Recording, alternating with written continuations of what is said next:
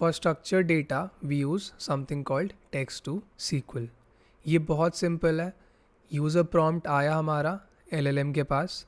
मैंने LLM को एक सिस्टम प्रॉम्प्ट दे रखा है कि भाई जो भी यूज़र का प्रॉम्प्ट आएगा उसको देख के एक SQL क्वेरी जनरेट करो. जब LLM उस SQL क्वेरी को जनरेट करता है, वो SQL क्वेरी जाती है SQL डेटाबेस पे. SQL डेटाबेस उस क्वेरी को एग्जीक्यूट करता है और डेटाबेस से डेटा रिटर्न कर देता है. ठीक है. अब ये जो डेटाबेस से डेटा आया है जो कि हमारा कॉन्टेक्स्ट है, वो अपेंड होता है प्रॉम्प्ट के साथ जो कि यूज़र ने प्रॉम्प्ट दिया है.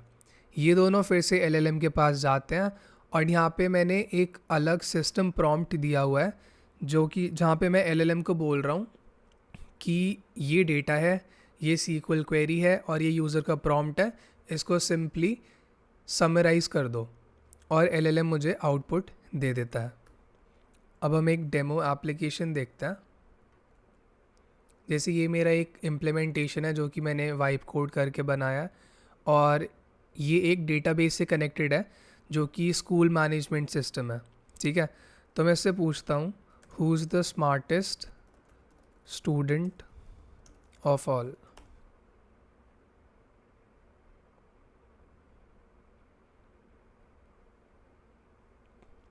अब इसने हमें आंसर दे दिया Ayesha Kumar is the smartest student with the highest CGPA of 3.95.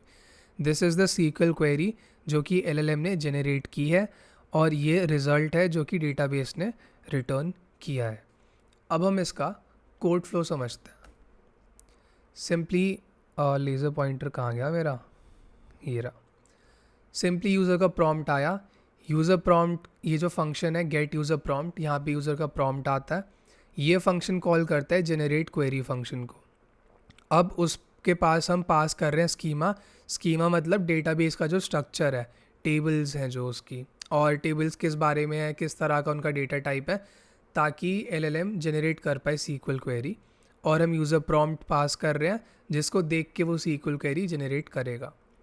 जब ये फंक्शन एग्जीक्यूट होता है और SQL क्वेरी जनरेट कर देता है LLM, फिर ये इस एग्जीक्यूट SQL फंक्शन आता है जहाँ पे कि जो जनरेटेड SQL क्वेरी है वो एग्जीक्यूट होती है डेटाबेस पे.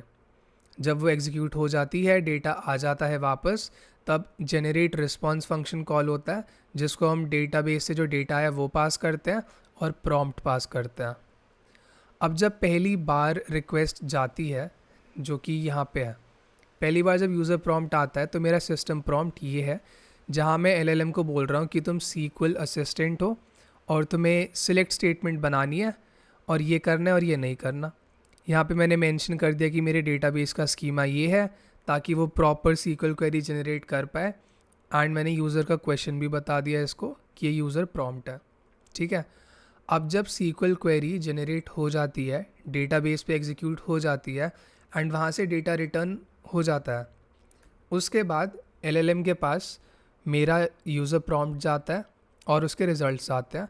एंड मैं उसको यहाँ पे एक और प्रॉम्प्ट देता हूँ कि you are a helpful data analyst, given a question the SQL query used and the results, provide a clear concise natural language answer.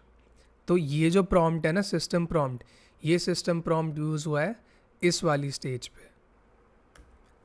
And now let's talk about the most exciting part of this series, the holy grail, the thing because of which you guys are here.